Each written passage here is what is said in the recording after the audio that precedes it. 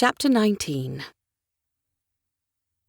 It was 4 o'clock in the afternoon by the time Anthony realized he had spent all day with a courtesan, doing things no man of his acquaintance had ever done before, discussing the impact of Miss Devon's profession on her life and her child, and complimenting her on what a splendid individual her daughter had grown up to be. Charlotte glanced his way as he returned his pocket watch to his waistcoat. "Is it time?" He hated to break up their reunion. Lady Rowntree could wait, he hoped. "Only if you'd still like to make the other appointment." His wife hesitated, then nodded. "We desperately need the money. I cannot let my name become synonymous with someone who doesn't keep her word, although I suppose that's an improvement over—" She winced and colour bloomed in her cheeks. "I'm sorry, Mother, I didn't mean—" Miss Devon shook her head, her tone rueful. "We have both said plenty we didn't mean. I do understand. There's a lady who wishes me to intervene in some row between her servants. As preposterous as it sounds, she's willing to pay me for my insight into the minds of the lower classes." Charlotte pushed to her feet. Who knew humble origins would one day be considered expert knowledge? Miss Devon rose to walk them to the door. "Will you come back soon?" "Very soon," Charlotte promised, her smile shy. Anthony kissed his mother-in-law's hand, then led his wife to the street. The coal-tinged wind chilled his face and fingers. Hailing a hack was taking much longer than he had anticipated. After glimpsing him check his pocket watch for what must have been the 10th time, Charlotte lifted a wry shoulder. "Fares are less plentiful and less desirable this far from Mayfair." He stared at her, startled to realize how dramatically one's address changed one's perception of how the world worked. He gazed at the endless row of houses just like Charlotte's. How many of their inhabitants were long used to waiting for hackney cabs that never came? He swallowed.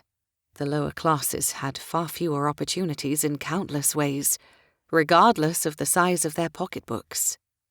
Once they were finally inside a hack, he put his arm around his wife and held her close. She snuggled into his side. "When I return from Lady Rowntree's, I'll give you my jewellery. If there's no inheritance money, you'll be able to bargain a better price with a pawnbroker than I would." He shook his head. "I can't sell them. Your rubies remind you of your father." "Not any more." Her mouth tightened. "Now they symbolize my mother and her innumerable sacrifices for me." He frowned. "Then why would you want to give them away?" "Because she's not the only one who can make a sacrifice for someone she cares about."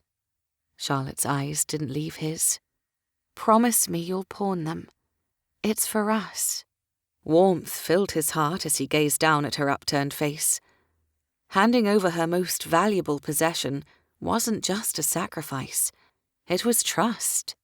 She was placing her faith in him not to take the money and gamble it away. She believed he was worth the risk. He set his jaw with determination.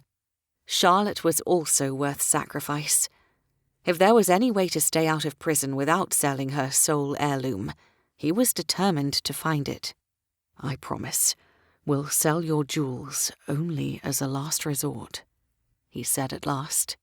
He would strip nothing from her if it could be helped. "Those rubies mean too much to you for me to pawn them without knowing if I'll be able to earn them back someday."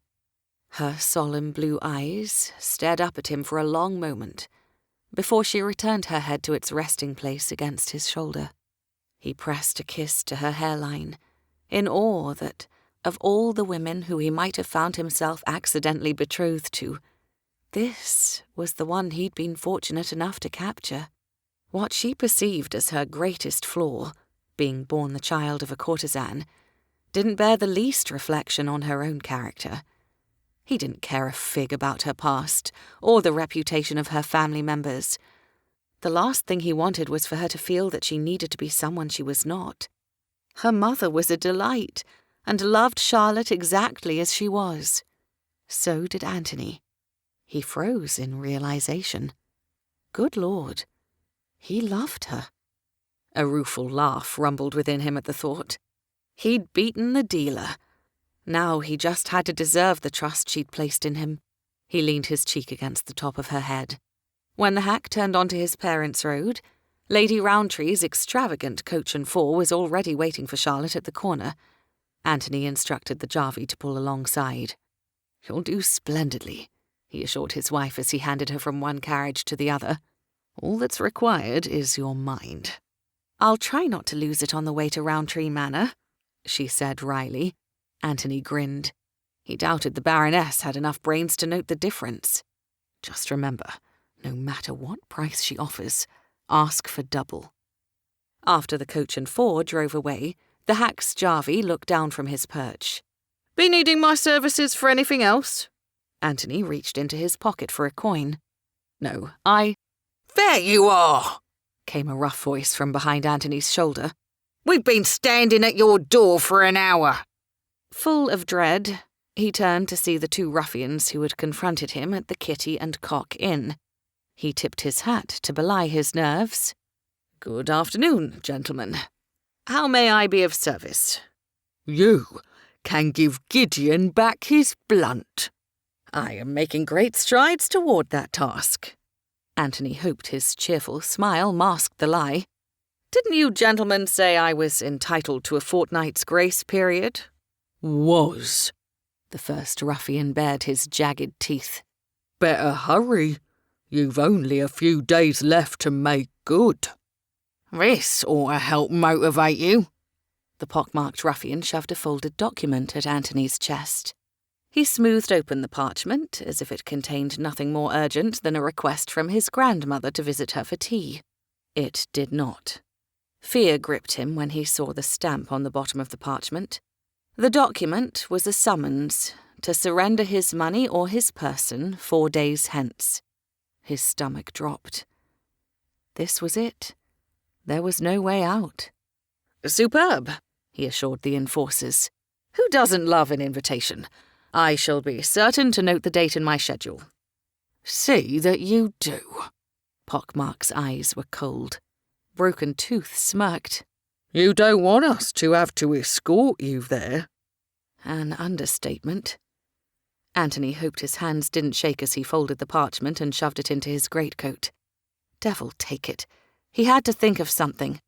Once the ruffians departed, the Jarvey glanced down at Anthony with a far less congenial expression. "Got that farthing you owe me, mate?" "2 of them." He tossed up the coins and leapt back inside the cab before the hack could leave. "Drive me to the Cloven Hoof, please." The Jarvey sent him a doubtful glance. "The gaming hell?" Anthony grimly gazed out the window. "The very one."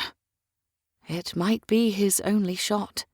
Not for gambling, especially not with his wife's rubies. Anthony would have to keep himself away from the tables, come what may.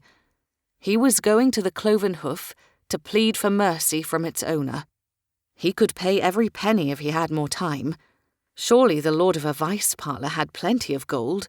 What would a few months' reprieve hurt before collecting on Anthony's debts? Presuming the man could be made to see reason. He and Maxwell Gideon had once been friends. In fact, when Anthony had first discovered Gideon had become the owner of Anthony's IOUs to save him from other gamblers' wrath, he'd believed the man had done him a great favour.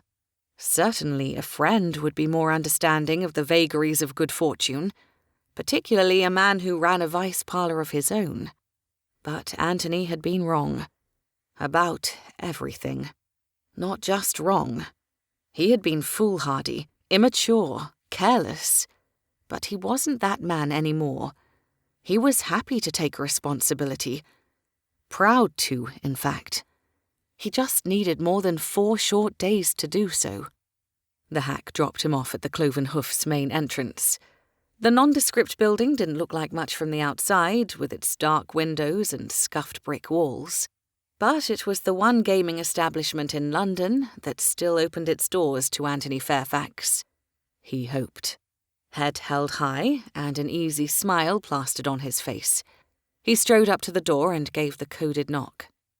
To his immense relief, he recognized the enforcer who cracked open the door. "Vigo."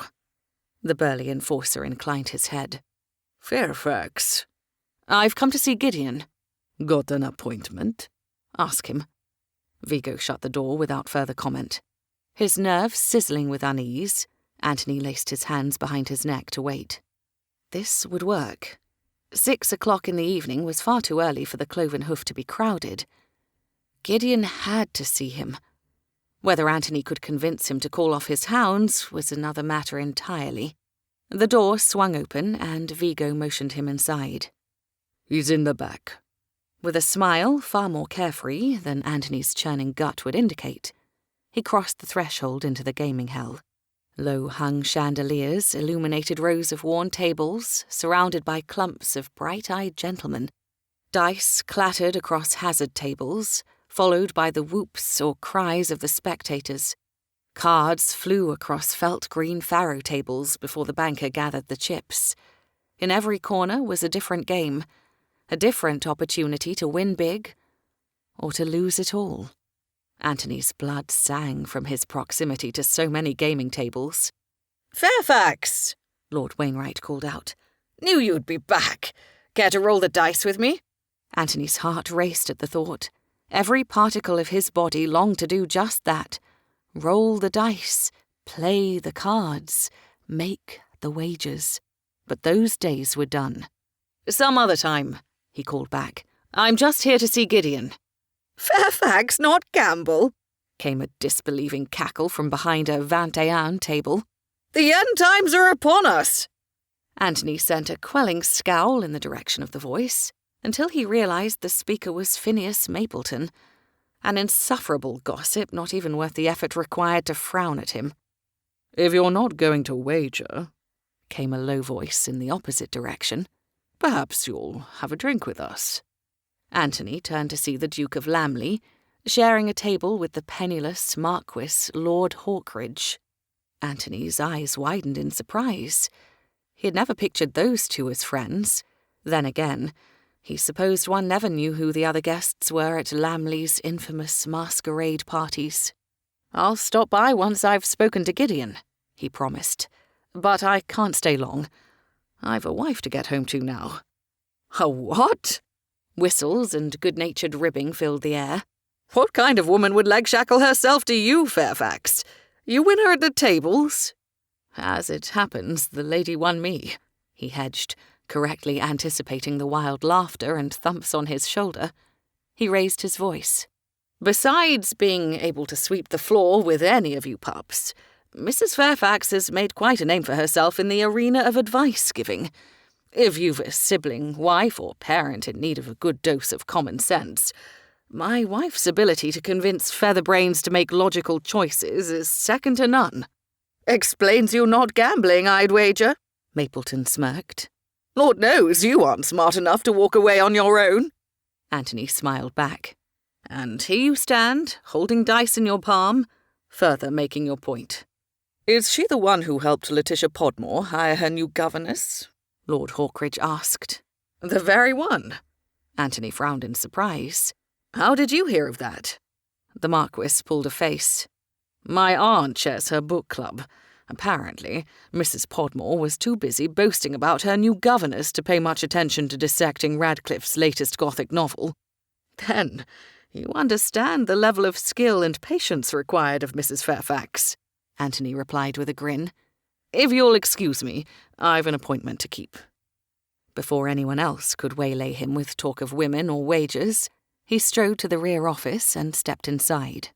Gideon sat behind a large mahogany desk, reviewing a stack of paper.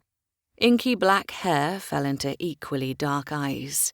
An unfashionable hint of whiskers shadowed the line of his jaw.